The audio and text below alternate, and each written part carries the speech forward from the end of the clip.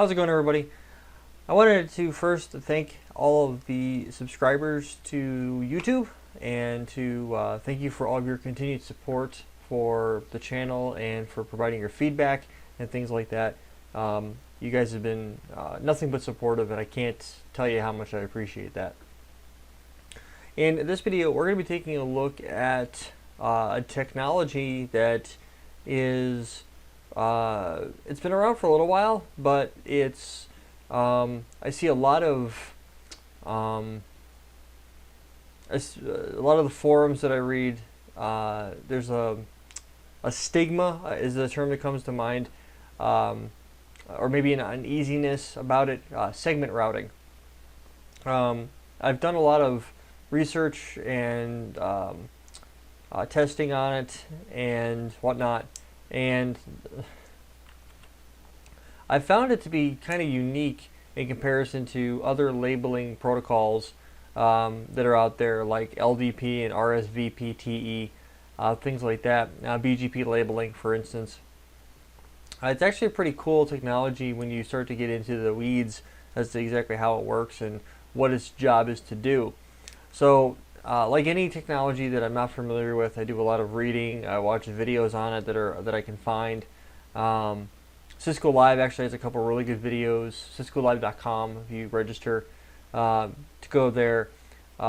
It's only supported on iOS XR, and now that's not 100% true. It is supported on some of the later versions, some of the newer versions of iOS XE on the CSR 1000V, but I'm not using versions of that particular code that will allow me to support segment routing. I believe the first release that I've found was 3.17, so I really haven't spent any time on segment routing on iOS. I have played around with it on XR. I have a working demo here. I already did a blog post on it and broke it down exactly how segment routing works, and that was really the part that I had a really hard time understanding was what makes segment routing different than, say, LDP. And there's actually quite a few things that make it different. And some of those things are pretty simple. Others are a little bit more involved. So I've got MPLs running throughout the service provider core. I have 8 iOS XR routers deployed. This is on a demo box. So if things look a little slow in the demo, that's because of the fact that this is a server that really isn't designed for virtualization. And it's got a lot running on it, so the output responses are going to be a little slower. I have another server that I use that's for actual video recording and stuff like that, because it's responsive and it's designed specifically for that. So segment routing itself, or SR, I'll call it SR as I go forward, has been around for a little while. Its goal is to basically optimize the transport portion of MPLS VPN. Now, it doesn't necessarily have to be MPLS. It doesn't have to be like layer 3 VPN, but that's typically where I've seen it deployed. Its goal is to replace LDP, or Label Distribution Protocol. So LDP, for those of you that are familiar with MPLS, since the dawn of time, pretty much, you first had TDP, or Tag Distribution Protocol, which was Cisco proprietary. Then LDP came out, which any vendor could run. LDP does the same thing that TDP did. It provides labels. It binds a label to a prefix that's been learned in the IGP core, which in this particular case is the 8 XR routers that are in the core here. Normally I would run LDP and everything would be great, and then you would see a variety of labels dispersed and so on. With segment routing, it's a little bit different. LDP needs IGP to run. So does segment routing. But there's a key difference here. LDP is its own process. Just like, BFD or PIM or multicast. Where segment routing is a little bit different. Segment routing actually gets enabled underneath the IGP config. So right now I'm running OSPF version 2 in the core between all the routers, and it's working well. And what it does is it actually, when you configure segment routing, you enable it to be the labeling technique. So you're replacing LDP with segment routing.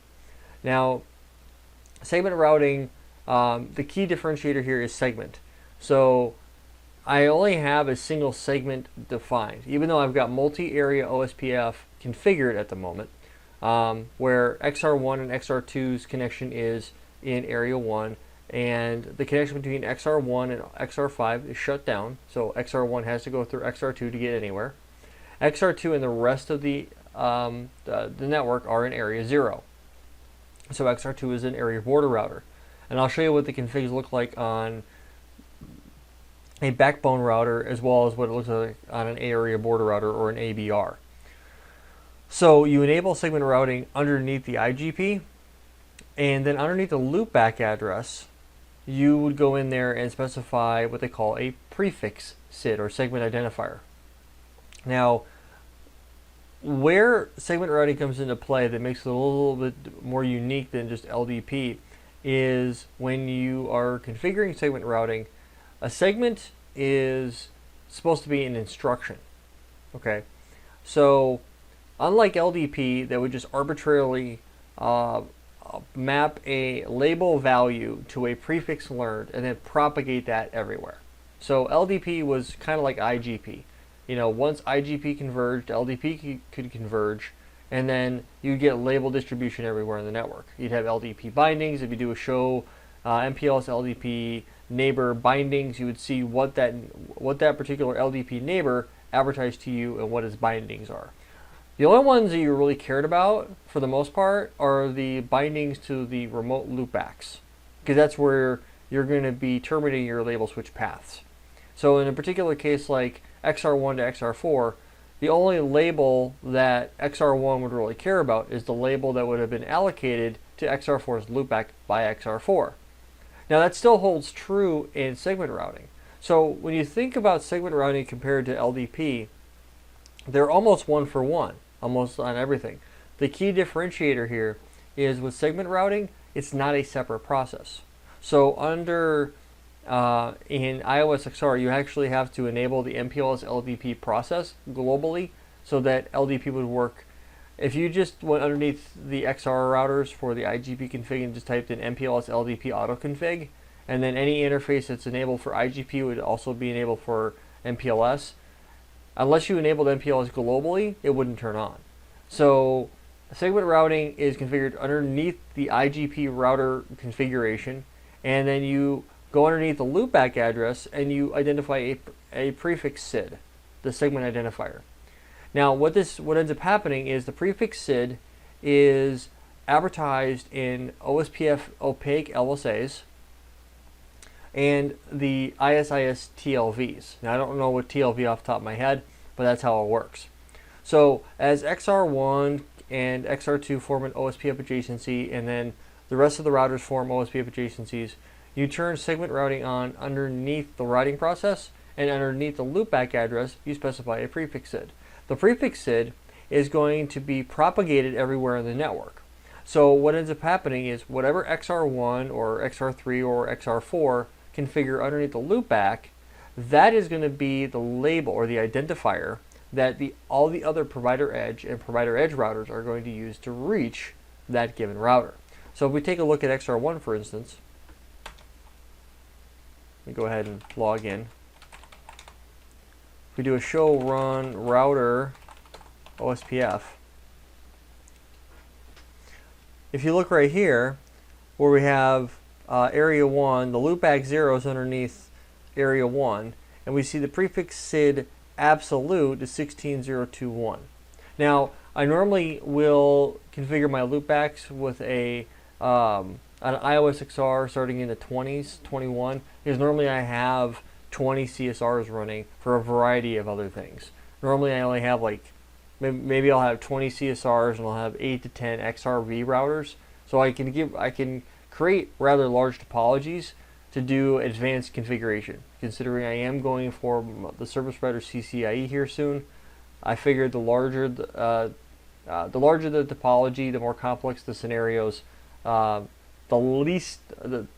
the lower the likelihood I'll be surprised in the CCIE lab. At least that's the mindset. So you configure this absolute. Now there's two ways of doing this. You could either use the absolute command or you could use what they call the index. Now this is iOS XR 6.0. On iOS XR 5.3 here on XR 8, that changes a little bit. Show run router OSPF. Here you have to use the index, and you specify index 28.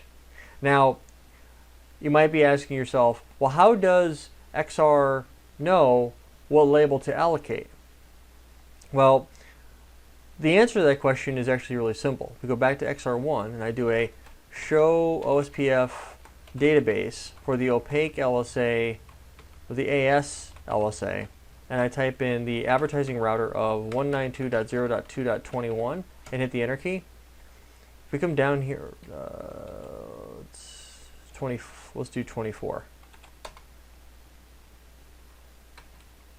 Or is it area, opaque area? That's why. Opaque area.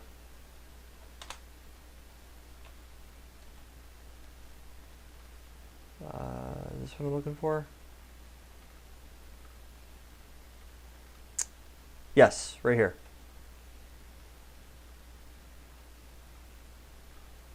Let's see, where is it?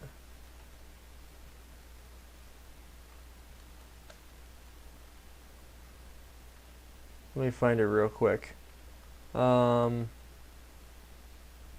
Okay, so here we have, this is what,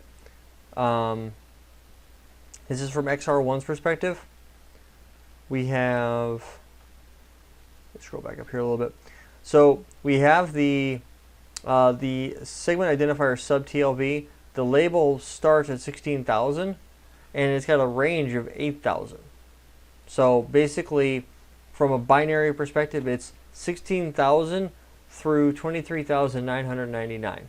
I know from a mathematical perspective that's 16,000 to 24,000, but that's actually not true. Segment routing has its own dedicated global block, or this sRGB, of labels, which is 16,000 through 23,999. Now, at 24,000, the global dynamically allocatable label range kicks into play. And that's where your adjacency SID comes into play. That's where LDP, that's where RSVPTE, that's where BGP labels, that's where multicast LDP would come into play. So that's where all this comes into play here. So when we talk about this when it pertains to segment routing, the prefix SID specifically is identifier of a loopback, and the goal inside of this design is to remove LDP from the equation and replace it with segment routing. Segment routing is going to allocate a prefix SID to the loopback address of the provider edge router. In this particular case, I've deployed it everywhere. So provider edge router, provider core router, so on and so forth. So if I was to go to like XR2, which is in area 0, and do a, if I could log in, show run router OSPF, we're going to see the same thing. The only difference is, and in this particular case, I'm doing multi-area OSPF, and I'm also doing multi-area segment routing. So I do a show OSPF database for the opaque AS, and hit the enter key. Opaque area. Let's do self-originate. So what I did here is, I have to find it again real quick. Okay, so we have the label range, or the beginning label here, then we have the label range. If we come down here, we're going to see that the index here is 22, the SID index for the loopback. It doesn't explicitly define it as a loopback, but it is, is it area, is this area? I think I need to do AS and self-originate. Okay. Is there another option that I have? Opaque area. Yeah, that's pretty much it. Now the idea here is, with this design, if we come down here to whatever the identifier is, let's see, where did it go?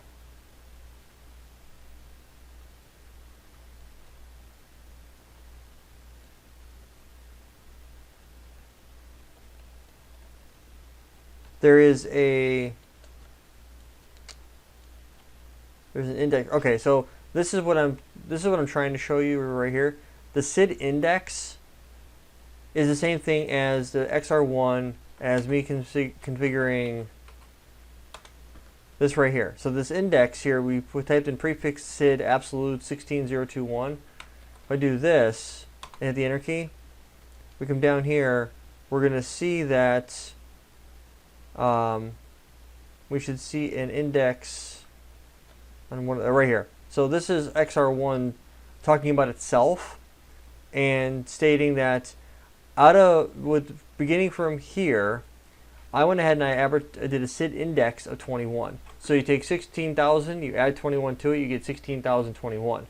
So if I was to come in here and do a show MPLS forwarding table and hit the enter key, what you're going to see here is a bunch of individual, these right here, ladies and gentlemen, are your prefix SIDs.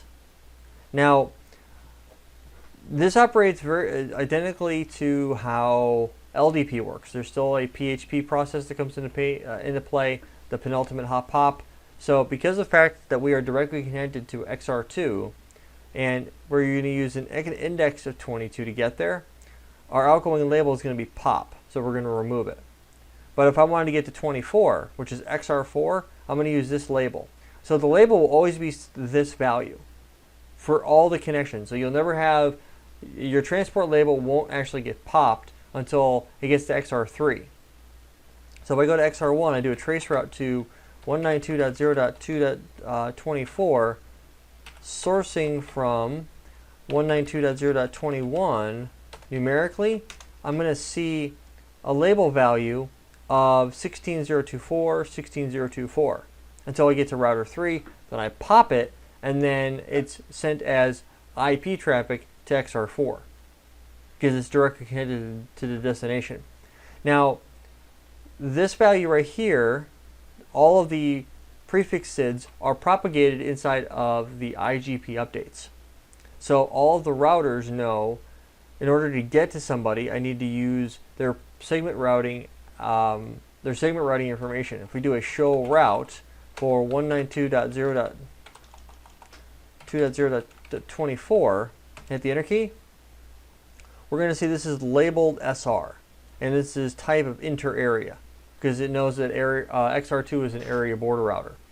Because of that, and he says labeled SR, if we do a show Ceph for 192.0.24, we're going to know that the local label here is 16024, the label imposed is 16024, and if we do a show MPLS forwarding labels of 16024, we're going to see that we're going to a destination of